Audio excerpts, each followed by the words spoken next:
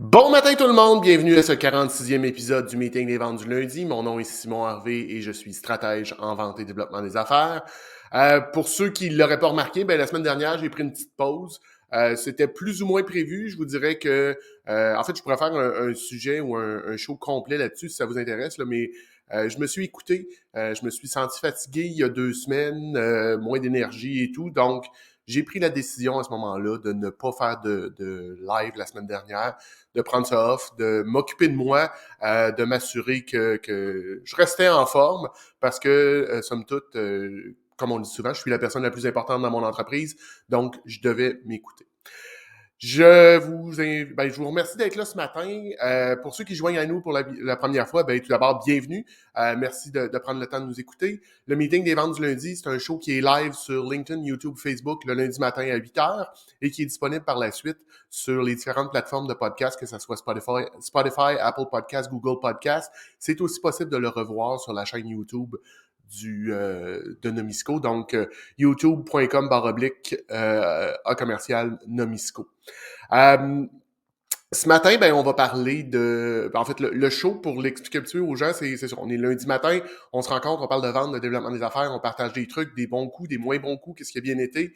L'objectif, en bout de ligne, c'est de se craquer pour avoir une bonne semaine en vente, en développement des affaires, connaître du succès, puis ultimement, atteindre nos objectifs. Ce matin, on va couvrir un sujet que j'ai déjà couvert à plusieurs reprises, puis si vous me suivez sur d'autres, pas juste sur le show, mais via mon LinkedIn, vous savez que moi, les outils, la techno, c'est quelque chose que j'aime beaucoup. Mon père dit souvent que, tu sais, un outil, si ça existe, je l'ai, que ce soit un outil physique ou un outil électronique.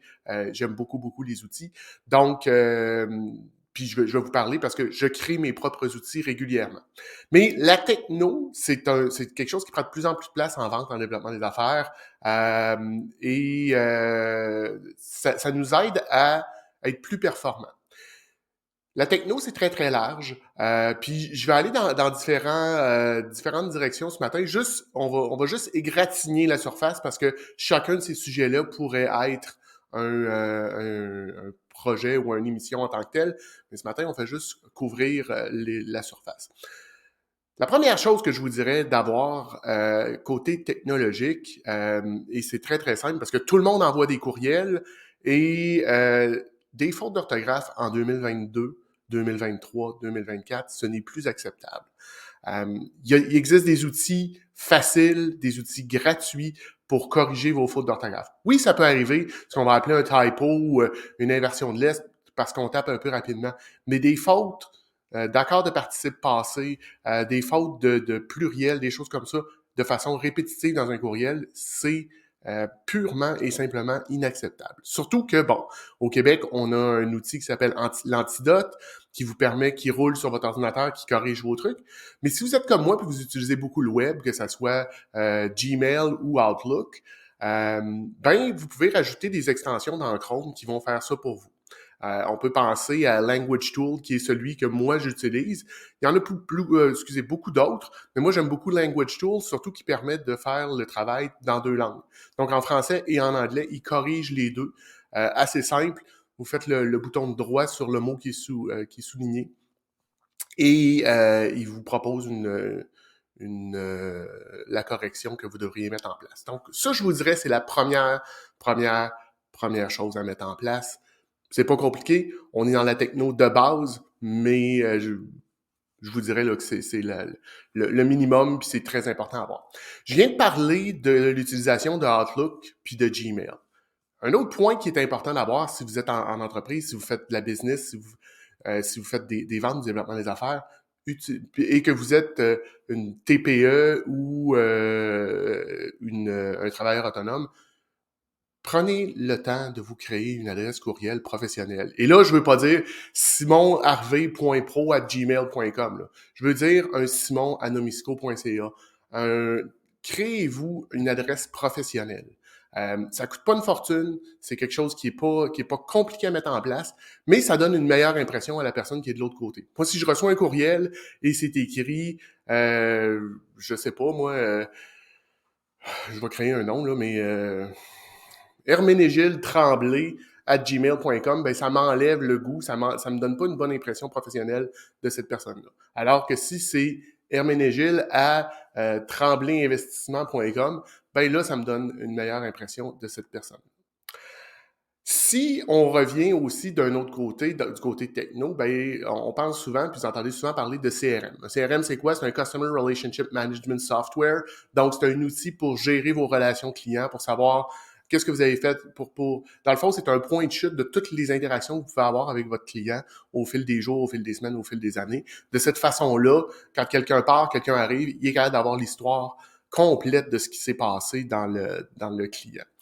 Il y en a des très, très simples. Il y a moyen même de s'en faire un avec un fichier Excel ou un Google Sheet.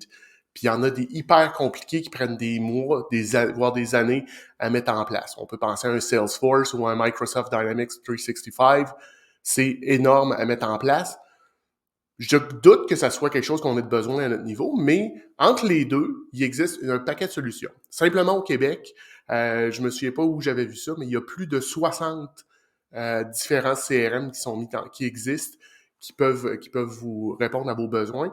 Et il y en a de toutes les formes, toutes les couleurs, tous les goûts. Je vous dirais, c'est un peu comme la soupe à l'épicerie. Il y en a plus qu'une rangée. Donc, prenez le temps de trouver le bon pour vous autres. Moi, de mon côté, ben, je travaille avec une entreprise de Québec qui est située ici pas très loin, qui s'appelle Colabox. Louise et Francis offrent un produit solide, quelque chose de sympathique, de cool, qui est pas trop compliqué à mettre en place, puis qui a des belles fonctionnalités. Fait que vous pouvez aller voir de ce côté-là si ça vous intéresse. Côté prospection, parce que là, c'est beau, on a un CRM, mais faut qu'on s'en serve. Côté prospection, ben, si vous m'avez découvert, il y a des grosses chances que ça soit via LinkedIn. LinkedIn est une plateforme très puissante, c'est un outil que j'utilise quotidiennement dans ma vente, dans mon développement des affaires. C'est important de l'utiliser puis de l'utiliser de façon intelligente. Fait que la première des choses, mettez en place un URL corrigé.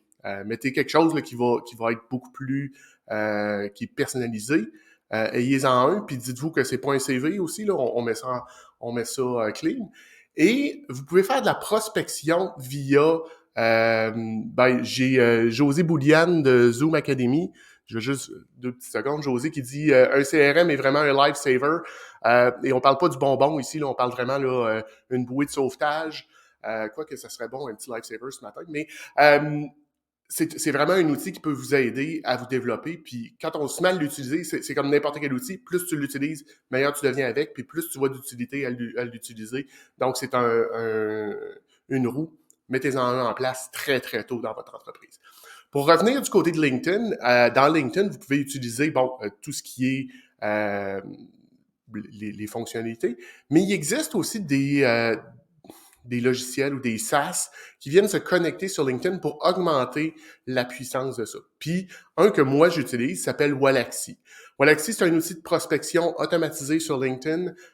C'est très, très, très puissant. Je vous dirais une seule mise en garde, faites attention quand vous allez l'utiliser. C'est possible de mettre le feu à son LinkedIn, dans le sens où est-ce que le printemps passé, quand je l'ai intégré, je suis parti un peu niaiseusement, j'ai rajouté du monde et j'ai posé sur Go, puis j'ai rajouté genre 200-250 personnes dans le temps de le dire avec des messages. J'ai perdu le contrôle de mon inbox. Fait que si j'ai pris contact avec vous le printemps passé, que vous m'avez écrit puis je vous ai jamais répondu, c'est pas c'est pas parce que je vous aime pas, c'est pas parce que j'accorde pas de valeur, mais c'est parce que j'ai perdu le contrôle de mon LinkedIn purement et simplement. J'ai Geneviève de Champlain ici qui dit c'est tellement hot ou Alexis. Effectivement, en fait, je devais faire vendredi prochain, vendredi le 17, un atelier, un workshop sur Wallaxy. Malheureusement, j'ai eu un empêchement, donc je vais devoir le remettre plus tard ce printemps.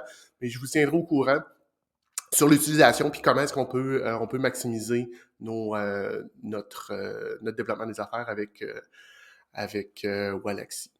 Encore là dans la prospection, puis si vous avez lu mon post il y a quelques semaines, je parlais de ChatGPT, donc qui est l'intelligence artificielle qui permet d'utiliser ou de créer des textes en fonction des questions que vous allez lui poser.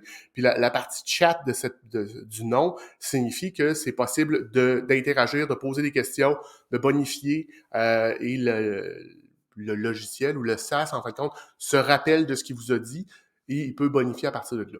Mais c'est un outil. ça vous remplacera pas, ça fera pas la job à votre place. C'est un outil. Donc, c'est important de le maîtriser, de l'utiliser, mais de pas, c'est pas je vous dirais, c'est pas la recette secrète, la recette miracle. Prenez pas exactement ce qu'il vous dit puis mettez-le pas en fonction, mais ça peut vous aider à créer des courriels pour approcher des clients. Ça peut vous aider pour faire des posts sur LinkedIn. Ça peut vous aider à créer ce que je fais là aujourd'hui, créer du contenu, créer des lives, des choses comme ça.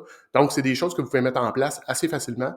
Je l'utilise. Je vous dirais pas que je l'utilise beaucoup, mais de temps en temps, quand j'ai besoin de me faire challenger ou quand j'ai besoin de voir de faire corriger mes textes, parce qu'on peut le passer aussi, faire simplifier ou en fait, je vous conseillerais plus de le faire simplifier que de le complexifier, mais bon, chacun ses goûts.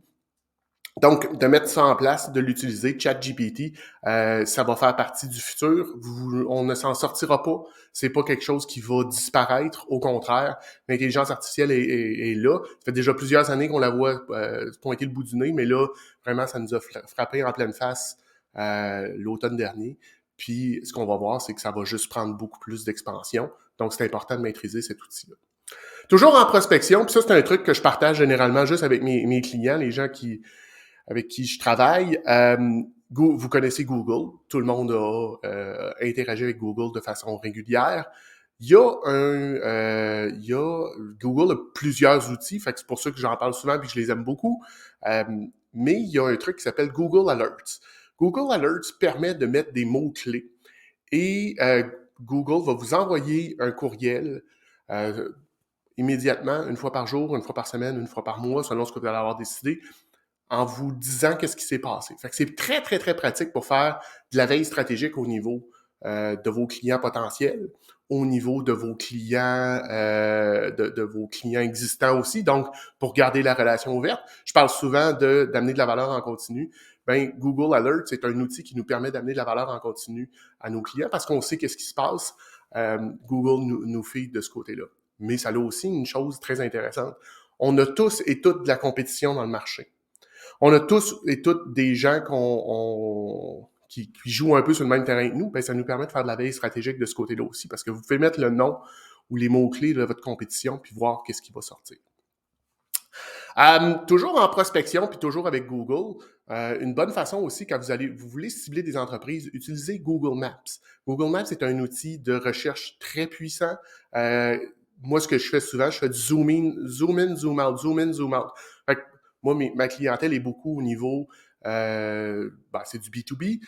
Beaucoup de B2B se retrouvent dans des parcs industriels. Plutôt que d'aller me promener dans un parc industriel à Joliette, c'est quand même, 2h30 de chez nous. J'installe Google Maps, je vais me promener virtuellement là, zoom in, zoom out, je liste les entreprises qui m'intéressent et je pars avec ça. J'ai déjà aussi parlé des outils de notes. Donc, je sais pas vous autres dans votre tête, mais moi dans la mienne, il y a beaucoup de choses qui se passent régulièrement, plein d'idées.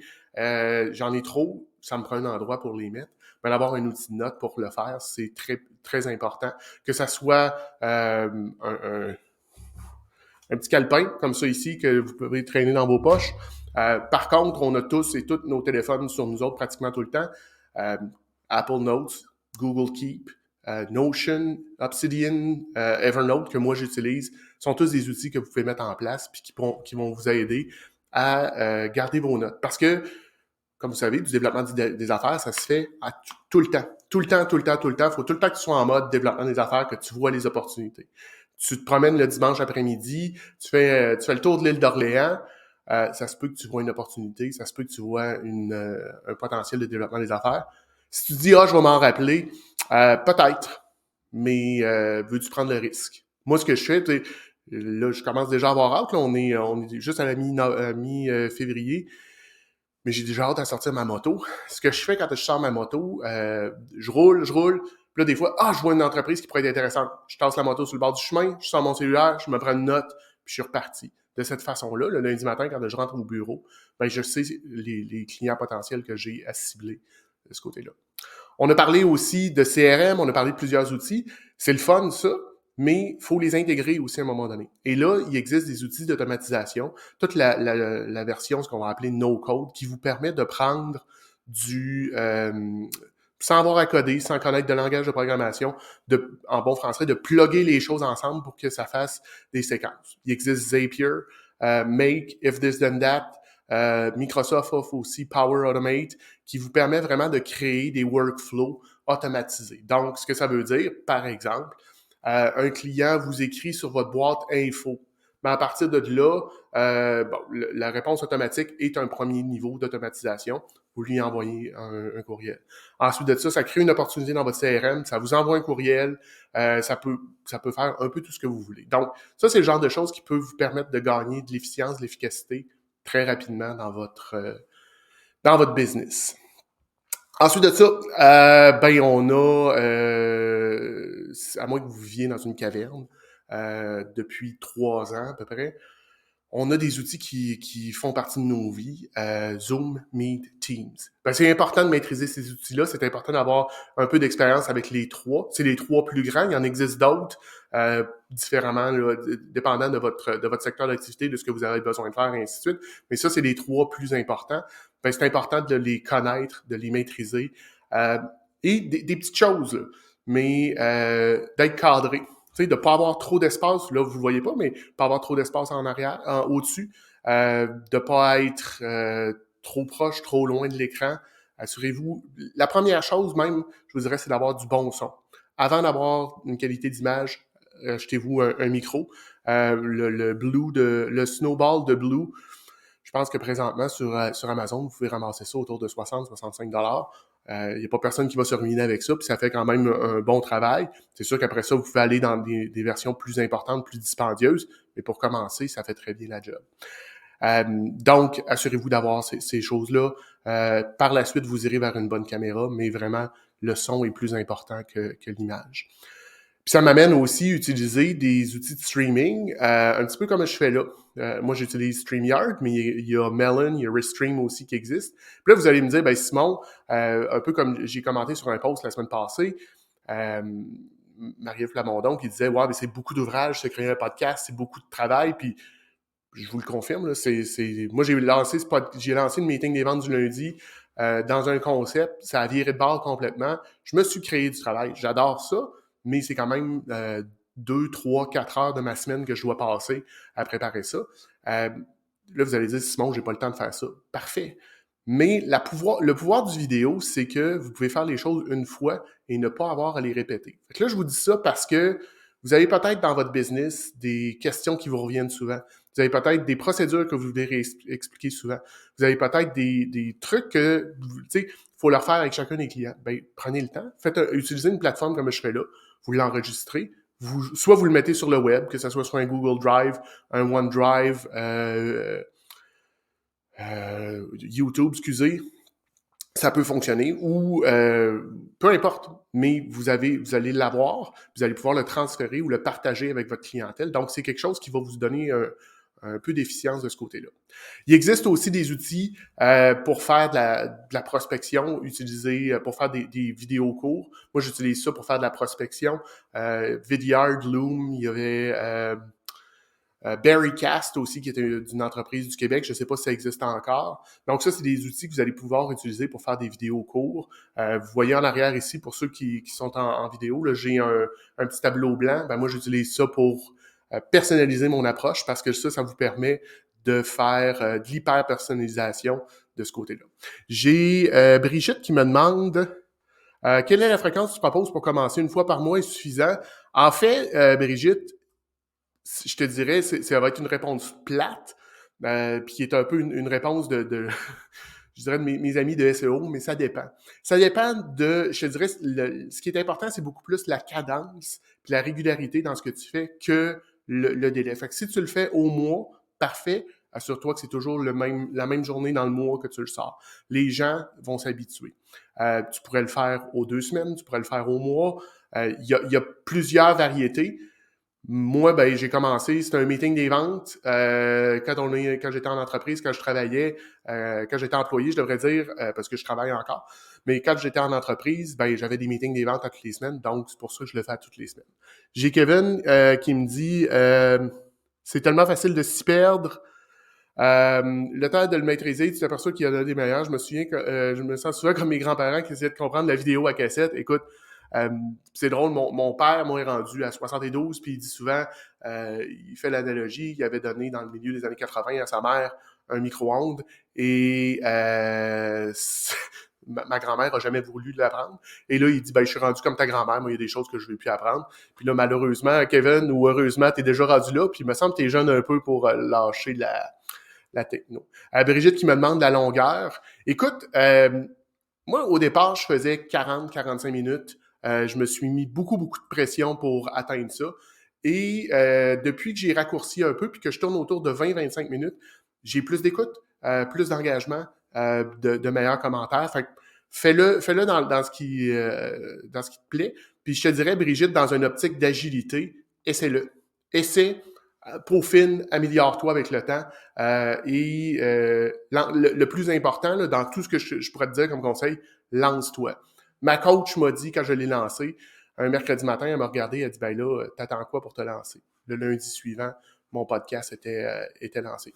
Peu différent, si vous allez réécouter les premiers épisodes, on est loin de ce que je fais là, mais c'était le début. Puis, ultimement, je vais être plate aussi, là, Brigitte, mais les premiers, de toute façon, il n'y a pas grand monde qui vont t'écouter. Fait que tu as la chance de t'améliorer, tu as la chance de faire des erreurs, puis de te peaufiner. Rapidement, pour terminer, il y a aussi j'ai posé une question la semaine dernière là-dessus, mais tous les outils de signature électronique. Si j'ai besoin aujourd'hui d'imprimer, puis de signer quelque chose à la main, de le scanner, puis de le retourner, ça se peut qu'on fasse pas d'affaires ensemble. Ça se peut que je trouve ça compliqué. Oui, j'ai une petite tablette USB que je me suis acheté pour signer, mais même là, en 2023, DocuSign, EverSign, j'ai même Alex Labrèche-Lévesque qui m'a envoyé une série d'autres entreprises qui font ça. Vous devriez avoir un outil de signature électronique.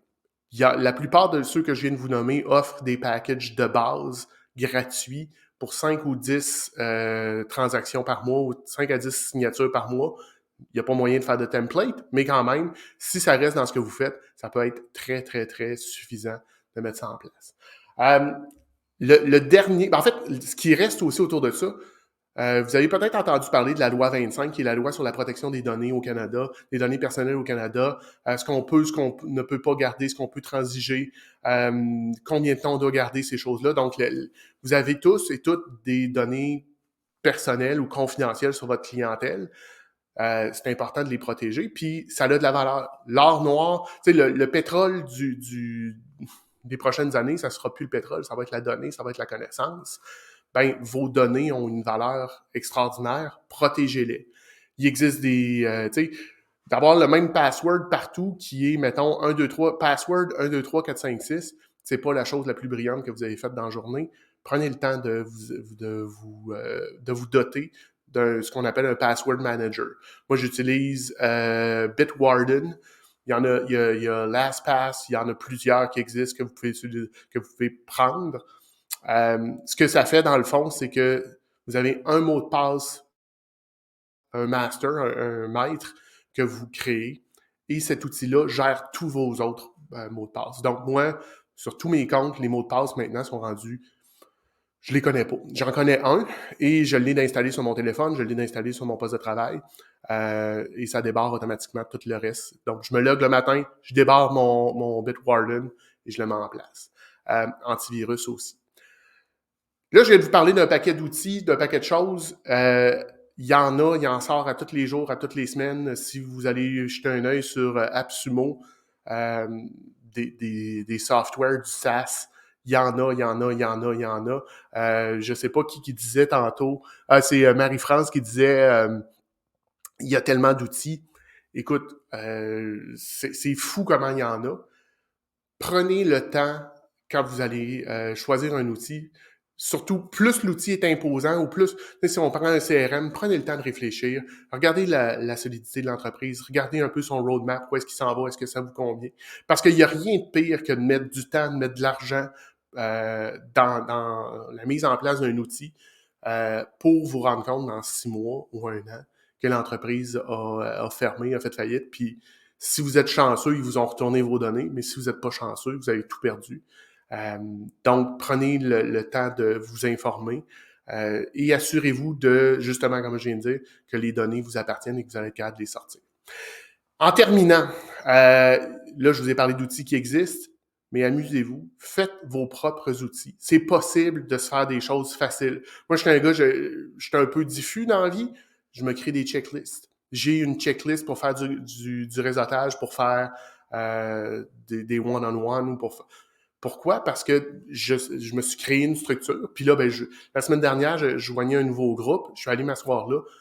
Je ne l'avais pas en face de moi, ma checklist, mais je l'ai descendue de façon séquentielle. Puis quand je suis arrivé au bout, j'avais dit tout ce que j'avais à dire en 2 minutes et demie. Puis le monde font comme « Oh wow! » Ben oui, mais je l'ai préparé. Je me suis développé un outil parce que sinon, j'arrivais pas à couvrir ce que j'avais besoin.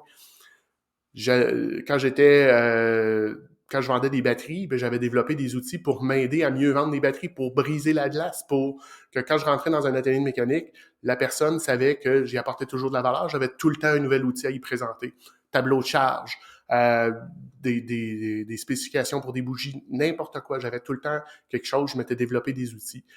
Rien de compliqué. Je faisais ça sur du 8,5-11 probablement dans ce temps-là, c'était soit PowerPoint ou Word, mais ça me donnait un petit quelque chose de plus. Donc, c'est rapidement ce que je voulais vous couvrir ce matin. J'ai un truc de 45 minutes juste sur les... 45 minutes, 1 heure, je vous dirais même, juste sur les outils où je vais plus en détail, puis j'en couvre d'autres. Mais là, ce matin, c'était juste vous parler un petit peu de ce qui existe, puis comment la techno va nous aider. Parce que c'est indéniable, ça fait partie de la vente, ça fait partie du développement des affaires, comment vous pouvez l'utiliser pour faire de la prospection, comment vous pouvez l'utiliser pour faire du suivi, comment vous pouvez l'utiliser pour automatiser vos trucs de votre côté pour justement faciliter votre vente et développement des affaires. Donc, je vous remercie d'avoir été là ce matin. Si vous avez des questions, commentaires, insultes, injures, je vous invite à communiquer avec moi à info@nomisco.ca.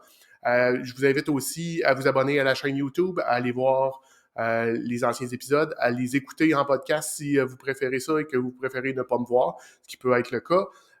Je vous souhaite une bonne semaine, des belles ventes, puis on se revoit lundi prochain pour un autre meeting des ventes du lundi. Bye tout le monde!